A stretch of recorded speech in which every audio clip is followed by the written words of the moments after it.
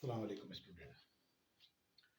आज मैं आपके सामने 8th क्लास का मैथ शुरू कर रहा हूँ। इसका चैप्टर 6 है, इसकी exercise 6.8। Question number 1, right next three terms. ये हमको थ्री टर्म दी हुई हैं, तो इसके आगे की तीन और मालूम करें। तो देखना पड़ता है इसमें सीक्वेंस क्या है। देखिए जैसे ये लिखा है जी, इसका मतलब ये पहली टर्म जो सी ना सोल्यूशन सेट में निकाल रहा हूँ इसका, कि इसकी A1 जो है वो है 15। अगर देखें इसके अगली जो सेकंड है वो A यानी 17 है, यानी कि A2 है 17 कैसे बनी, इसमें हम 15 में अगर हम कितने प्लस करें, 2 प्लस करें तो ये बन जाती है 17। इसके बाद A3 19 है, ये आ गया A3। तो 17 में अगर हम कितने प्लस करें 2 तो ये 19। इसका मतलब है हमें सीक्वेंस पता चल गया कि हर जो उससे टर्म जो प्रीसीडिंग होती है उसके अंदर 2 प्लस करते जाएं तो वो आगे टर्म बढ़ती जाएगी। तो हमें नेक्स्ट 3 करनी है, तो हम कहेंगे A4, तो हम करेंगे 19 प्लस 2, तो कितना हो जाएगा हमारे पास 21। तो इसका मतलब A5 कौन सा हो जाएगा 21 प्लस 2, तो कितना बन गया 23। इसी तरीके से हमारे पास आ जाएगा A6 23 प्लस 2, तो कितने बन गया 25। तो ये हमारे पास नेक्स्ट थ्री टर्म आ गई 21 23 और 21 23 और 25। ये हमारे पास नेक्स्ट थ्री टर्म आ गई। इसका सीक्वेंस था कि सब में जो है 2 प्लस कर देंगे। अब देखिए जिसने इसने ये लिखा है यहाँ कि 5 10 20 40, तो इसका मतलब है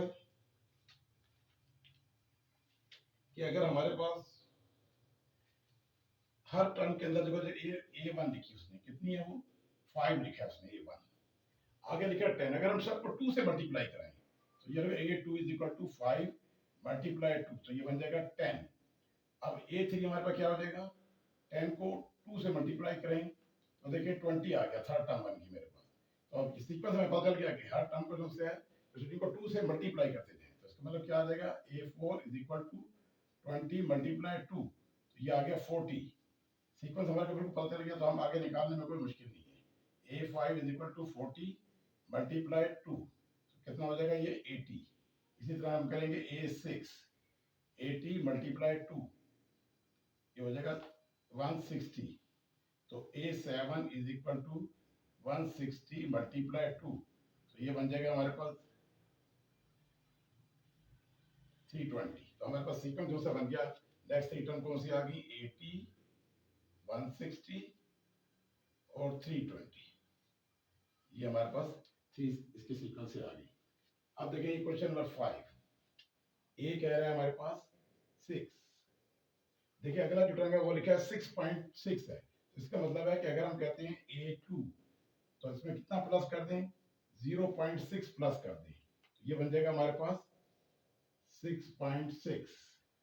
इसी तरीके से हम करेंगे A3 6.6 प्लस 0.6, ये आ जाएगा हमारे पास 7.2।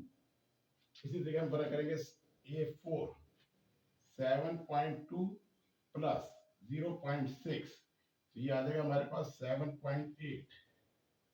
A5 7.8 प्लस 0.6, तो 8.4 आ जाएगा। और कहेंगे A6, तो ये बन जाएगा 8.4 प्लस 0.6, ये आ जाएगा हमारे पास 9। तो ये हमारे पास सीक्वेंस हमने बना लिया। ये 0.6 सब में ऐड करते जाए इसके क्वेश्चनिंग नेक्स्ट में, तो हमारे पास जो सीक्वेंस बन गया इसके जो नेक्स्ट थ्री टर्म आई है वो कौन सी हैं 7.8 8.4 और 9, ये हमारे पास नेक्स्ट थ्री टर्म है। इसी तरीके से देखें A1 इज इक्वल टू 5। अब देखिए अगले क्या 8, अगर हम करते हैं A2 5 प्लस 3, ये बन गया 8। नेक्स्ट हमारे पास है 12। तो देखें सीक्वेंस मेरे पास समझ आ रहा है कि अगर मैं 8 में प्लस 4 करूं, सीक्वेंस क्या है पहले 3 किया ऐड फिर करेंगे 4, इस तरह एक बढ़ा के करते जाएंगे 5 हो गया, तो ये बन गया हमारे पास 12। आगे आगे हमारे पास A4 12 प्लस 4 के बाद 5, यानी सीक्वेंस हमारा जो आ रहा है 3 के बाद 4 4 के बाद 5, यानी कि इसमें जो भी आंसर आता है उसमें इस तरतीब से एक एक ऐड करते जाएं। ये आ गया 70, यहाँ तक तो हमें गिवन थी। अब हम मालूम कर रहे हैं A5 कितना हो जाएगा 17, इसका कितना प्लस करेंगे 5 के बाद 6, ये आ जाएगा आपके पास 23, हम करेंगे A6 23 प्लस 7, ये आ गया 30, और A7 is equal to 30 plus 8, ये आ जाएगा 38, ये हमारे पास नेक्स्ट थ्री टर्म आ गई 23, 30 और 38, ये जो सारा सीक्वेंस का इस तरतीब में आ रहा है। अब इसका सातवां पार्ट है इसका A1 is equal to 6, A2 6 plus 3, ये आ गया 9, A3 9 plus 5 is equal to 14, इसका मतलब है ऑड नंबर जो उनसे हैं वो हम प्लस करते जाएंगे, 5 के बाद 7 आ जाएगा, ठीक है। A4 is equal to 14 plus 7, ये आ जाएगा हमारे पास 21,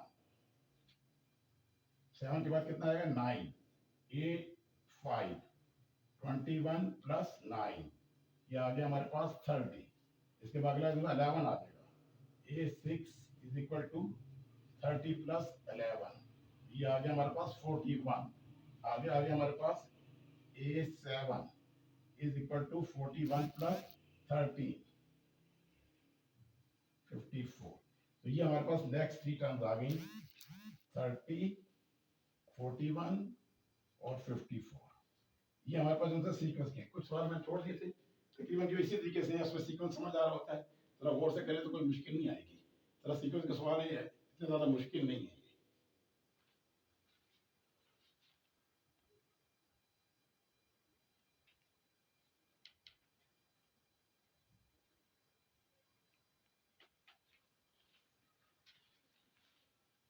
6.8 का question number 2, find the first three terms, यानी कि हमने इसकी 1 2 और 3 फर्स्ट थ्री टर्म फाइंड करनी है, तो हम इसमें सवाल वगैरह करते हैं। इसका क्वेश्चन नंबर 2 का पहला जो पार्ट है वो क्या है, an is equal to 3n plus 1, हम इसमें क्या करेंगे लेट करेंगे, let n is equal to 1 2 और 3, अब जहाँ n है उस जगह पे हम इनकी वैल्यूज पुट करते हैं, पहले हम करेंगे a1 फर्स्ट टर्म मालूम कर रहे हैं, इस जगह n की जगह पे मैंने 1 लगाया, यहाँ भी n है तो हम लिखेंगे 3 और ये n की जगह पे 1 आ गया प्लस 1, तो ये बन गया हमारे पास 4 प्लस 1, तो ये आ गया 5, इसी तरह हम करेंगे A2, इधर पुट कर दिया, इधर भी 2 पुट करेंगे, ये आ जाएगा आपके पास 3 इंटू 2 प्लस 1, ये आ जाएगा आपके पास 7 प्लस 6 प्लस 1, ये आ गया 7, इसी तरह हम इसकी थर्ड टर्म फाइंड कर रहे हैं A3 इज इक्वल टू 3, इस जगह पेन की जगह पे आप लगा देंगे हम 3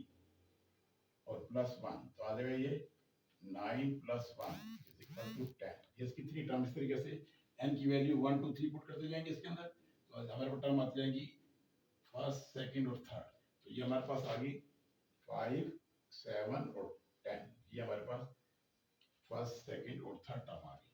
इसी तरह से क्वेश्चन नंबर 3 है, यहाँ भी हम वही करेंगे, let n is equal to 1 2 और 3, अब यहाँ भी पहले हम पुट करेंगे A1 इज इक्वल टू, यहाँ n इधर है तो ये हो जाएगा 1 का स्क्वायर, 1 के ऊपर जो मर्जी पावर हो 1 ही होता है, तो A1 इज इक्वल टू 1, अब हम पुट कर रहे हैं 2, A2 इज इक्वल टू 2 का स्क्वायर हो जाएगा, ठीक है जी, तो 2 का स्क्वायर कितना होता है 2 2 4, तो A2 की वैल्यू आ गई 4, इसी तरीके से हम करेंगे A3 तो यहाँ 3 का स्क्वायर हो जाएगा, अब 3 का स्क्वायर किसके बराबर होता है, हमारे पास A3 हो जाएगा 9, यानी कि हमारे पास ये टर्म आ गई 1 4 9, ये हमारे पास फर्स्ट थ्री टर्म इसकी आ गई। इसी तरीके से देखें ये इसका क्वेश्चन नंबर 4 है, यहाँ भी हम क्या करेंगे, let n is equal to 1 2 और 3, पहला हम पुट करते हैं 1, A1 is equal to 2 into 1 minus 3, ये आ जाएगा आपके पास 2 माइनस 3, तो आ गया माइनस 1, तो A1 की वैल्यू आ गई माइनस 1, अब इसके बाद हम पुट करते हैं 2 A2, ठीक है, तो यहाँ भी 2 पुट करेंगे माइनस 3, ये हो जाएगा 4 माइनस 3 आ गया 1। इसलिए हम तीसरी टर्म इसकी फाइंड कर रहे हैं। ये 3 इधर लगाएंगे तो यहाँ भी 3 लग जाएगा। ये आ जाएगा आपके पास 2 इंटू 3 माइनस 3, ये बन गया आपके पास 6 माइनस 3, तो आ गया 3। टर्म हमारे पास आ गई -1, 1 और 3। ये हमारे पास three term, first three term आ गई। इसी तरीके से हमारे पास क्वेश्चन है an is equal to 3n minus 5। तो हम वही पहले पुट करेंगे, let n is equal to 1 2 और ये 3। तो फर्स्ट आ गया a1 इज इक्वल टू, इधर 1 पुट करेंगे, b और ये 1 माइनस 5, ये बन गया आपके पास 3 माइनस 5, तो ये बन गया -2। इसी तरह आ जाएगा a2, यहाँ आ जाएगा आपके पास 3 और ये 2 माइनस 5, ये बन गया आपके पास 6 माइनस 5, तो ये बन गया 1। इसी तरीके से हम करेंगे a3, तो आ जाएगा यहाँ 3 और ये 3 माइनस 5, आ जाएगा 9 माइनस 5, तो आ गया 4। तो हमारे पास टर्म कितनी आ गई, फर्स्ट 3 2 1 और ये 4, ये हमारे पास फर्स्ट 3 टर्म आ गई। ये इसके थे सीक्वेंस की पहला क्वेश्चन नंबर 2। इंशाल्लाह ताला आगे भी कराता रहूँगा, इसको पहले पक्का करें। कोई अगर चीज़ पूछनी हो तो मुझे कमेंट्स वगैरह में कर सकते हैं। तो चैनल को सब्सक्राइब भी करें और लाइक भी करें।